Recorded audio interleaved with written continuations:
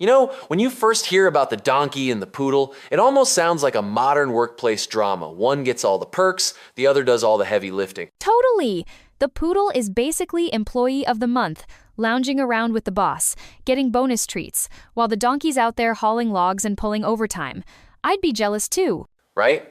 And you can just picture the donkey peeking through the window, watching the poodle do tricks and get petted, thinking, why not me? It's so relatable, even if you're not a farm animal. It cracks me up because I've definitely caught myself wishing for someone else's life sometimes, only to realize I'd probably be a disaster in their shoes or, their lap. Speaking of disasters, the way the donkey tries to copy the poodle is just pure chaos.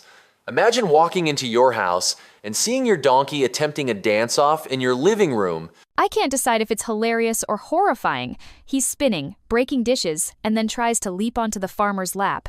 That's not a little lapdog, that's a full-on traffic accident. And the farmer's reaction, just collapsing into his chair in shock, feels so human. Like, what's happening? Is this real life? It almost reads like slapstick comedy until the field workers rush in. I have to admit, I feel bad for the donkey. He just wanted a little affection, not a trip back to the stable with bruises. That moment when the donkey regrets everything is strangely touching. His line, "Why couldn't I have been content?"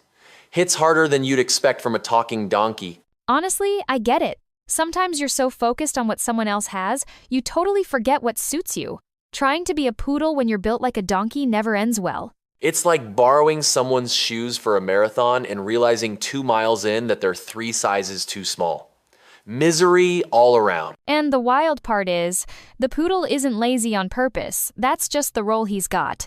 The donkey's strength is actually valuable, even if it isn't glamorous. Switching gears, the scorpion and the frog show us that trusting others is a tricky business. The frog was too trusting, or maybe he was just desperate for an adventure. What a setup. The frog literally says, "You'll sting me." The scorpion's like, No, I promise," and we all know how that's gonna end. It's the original red flag relationship. I always end up rooting for the frog, even though I know he's not making a smart choice. There's something hopeful about believing that people or scorpions can change their nature. But the scorpion's response, "It's my nature," is so brutally honest, sort of like, "Sorry, can't help myself."